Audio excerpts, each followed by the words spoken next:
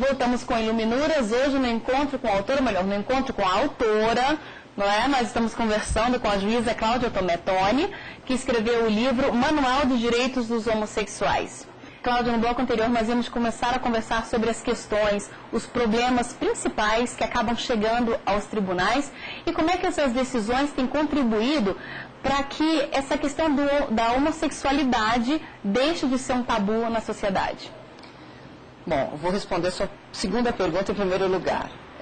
Graças a Deus, os tribunais têm enfrentado essas situações e ainda que haja alguma divergência, porque isso é fato, e infelizmente o nosso legislador ainda não decidiu regulamentar toda essa matéria, sobretudo no direito civil, mas é fato que essas decisões têm contribuído, sim, para a mudança do pensamento em todo o território nacional.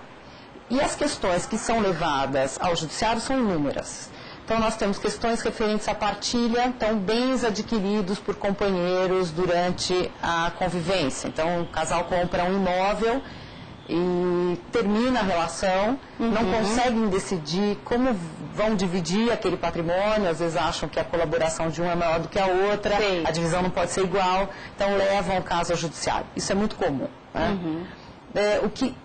Envolvendo também temas de homossexuais, por exemplo, a questão de mudança de sexo. O transexual, ele se submete à alteração de sexo, precisa mudar o nome no registro civil. E a nossa lei de registros públicos permite essa alteração. Lá existe um artigo que diz que ninguém pode ser exposto a ridículo por conta do nome. Então ele pode fazer a alteração do nome se assim desejar. Qualquer pessoa que quiser pode mudar de sexo. Pode mudar o nome? Pode mudar, o transexual. O transexual que faz a cirurgia e que se sente ridicularizado, enfim, por conta da sua condição, pode mudar o nome. Então ele entra com a ação, da mesma forma, pede uma retificação do registro civil para fazer a alteração de nome. Isso é muito comum. Aliás, é uma das ações mais comuns e mais antigas que nós temos no judiciário para discutir esse tipo de questão. Sei. Temos também questão de sucessão. Então, digamos que um companheiro faleça, adquirir um patrimônio com o outro. É justo que a família do falecido fique com todo o patrimônio? Filhos, por exemplo, e o companheiro fique sem nada? Também, exatamente. Então, essas questões todas também são levadas ao judiciário. Infelizmente, o nosso país carece de leis. Como é que um casal homossexual pode se proteger? Pode garantir os seus direitos, o direito dos filhos e... Então, os casais podem se valer de um instrumento público lavrado num cartório de registro de títulos de documentos e depois, se esse documento contiver alguma disposição sobre imóveis, fazer o registro no cartório de registro de imóveis competente, para que valha contra terceiros, para que tenha publicidade, e definir a questão da partilha. Então, se um falece, eles já declaram naquele documento como será a partilha, né? 50% para cada um, ou se eles acham justo, 60%, 40%, proporções diferentes, ou não, cada um fica com seu patrimônio inicial, não tem nada para ser dividido, etc. Podem constar outras formas de condições da vida em comum. Por exemplo, podem fazer uma cláusula mandato. Digamos que um deles fique doente, fique incapaz de gerir os atos civis, os atos da sua vida civil. Então, o outro pode ser nomeado como um mandatário. Ele cuidará de todos os seus interesses enquanto ele estiver incapacitado, num leito, num hospital, por exemplo, não poder gerir os próprios negócios, né, administrar os próprios bens. Então, tudo isso pode ser regulamentado. Outra fórmula muito interessante, e que as pessoas não se valem, aliás, não é só em questão de uniões homossexuais, mas o brasileiro normalmente não usa... Totalmente, é o testamento.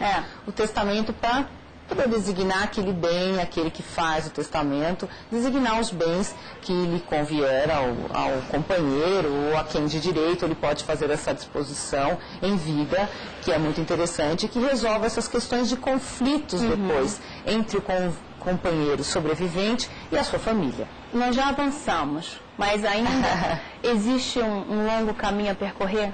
Sim, existe. Existe porque, infelizmente, as pessoas... A gente tem a impressão no Brasil de que a legislação no Brasil é sempre pouca, né? É sempre ineficiente. Nem sempre. A nossa Constituição, que é chamada Constituição Cidadã, ela tem inúmeros artigos.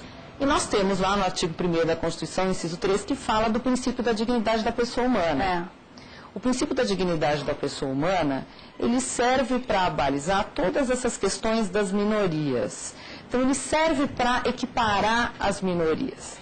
Basta que o jurista faça uso dele e entenda que aquele que vive em minoria não pode mais viver na sociedade nessa situação. Aquele que está excluído, ele deve ser reintegrado. E isso é para todo mundo. E o princípio da dignidade da pessoa humana é isso, é ter uma vida digna, é proporcionar à pessoa uma vida feliz. E isso o judiciário tem feito, graças a Deus, por isso me orgulho muito de fazer parte dele, tem feito o seu papel para permitir que as minorias voltem a integrar a sociedade. Cláudia, muito obrigada, parabéns pela belíssima obra, obrigada mesmo. Obrigada, eu que agradeço a oportunidade que vocês me deram para divulgar o meu livro e, enfim, agradeço o convite. Muito obrigada. Obrigada. A ministra do Superior Tribunal de Justiça, Eliana Calmon, nos recebeu e abriu as portas de sua biblioteca pessoal. Ela mostrou os livros que não podem faltar lá.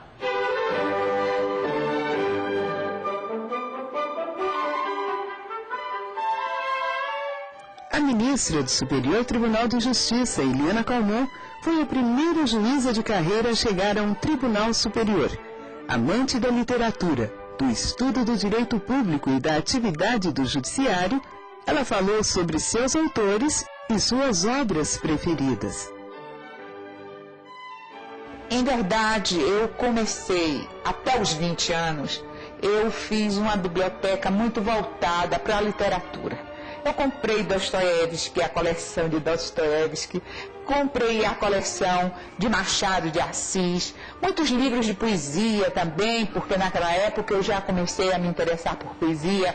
Então Cecília Meirelles e Drummond de Andrade foram, depois eu fui apresentada a Fernando Pessoa, que me encantou com a sua sensibilidade, mas isto eu vi bastante claro a mudança da minha literatura quando eu entrei na faculdade de Direito.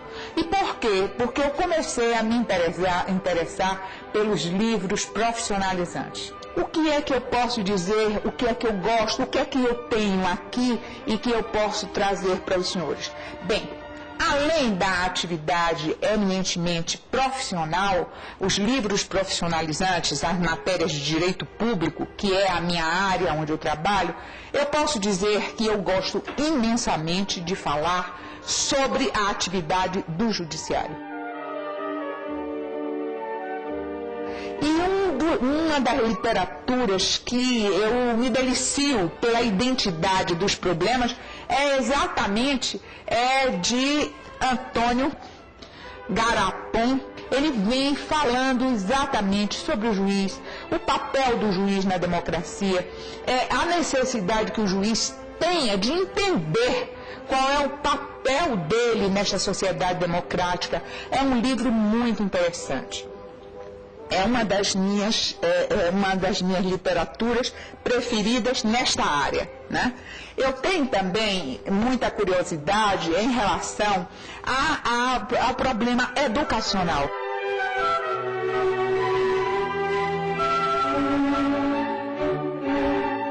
E para verificar quais são os problemas da educação brasileira, nada melhor do que eu falar de um conterrâneo meu, que eu adoro, que é o Anísio Teixeira.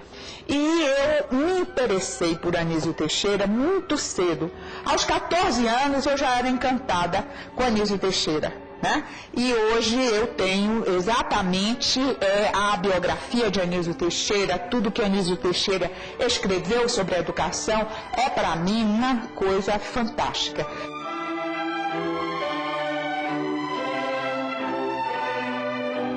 Mas o que eu posso dizer mais sobre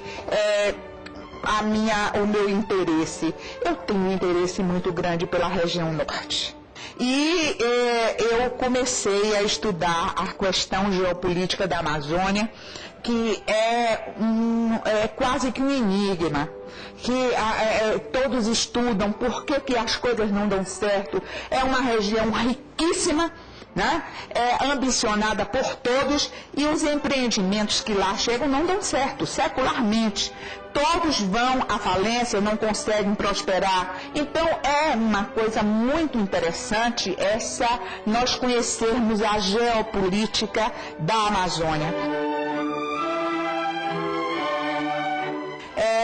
Hoje, na atualidade, eu estou muito ligada a estudar o fenômeno do crime organizado no mundo inteiro. Eu gosto imensamente das lições de Zaffaroni.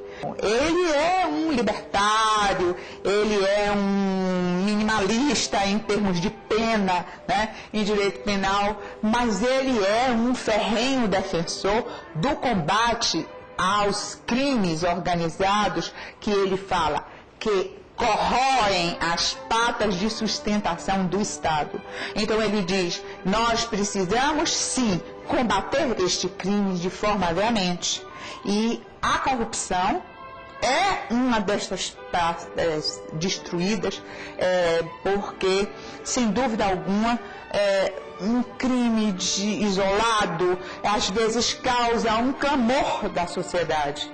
Mas o crime de corrupção, ele causa um mal à sociedade de uma forma absurda, porque ele mina a credibilidade estatal, ele começa a dar o exemplo de impunidade, e aí as pessoas começam a copiar aquele modelo, né? E sangra os cofres públicos. Então, a corrupção, para mim, é algo que não pode ser tolerado. Então, são literaturas que nós vamos incorporando de juristas que são absolutamente libertários, mas que, em verdade, não consentem que este Estado, que dá toda a sustentação democrática, possa, em nome do direito individual, ser relegado a segundo plano.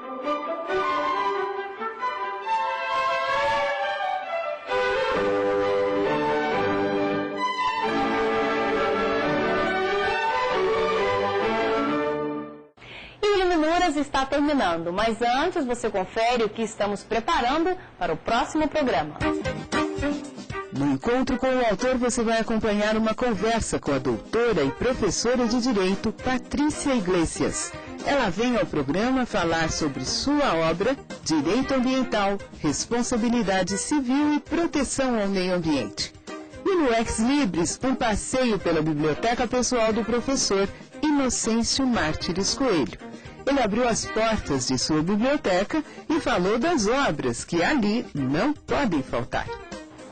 E nós ficamos por aqui. Se você quiser, pode participar, pode enviar a sua sugestão para a gente. Anote o nosso endereço, iluminuras@stf.jus.br. Muito obrigada pela sua companhia e até a próxima. Tchau!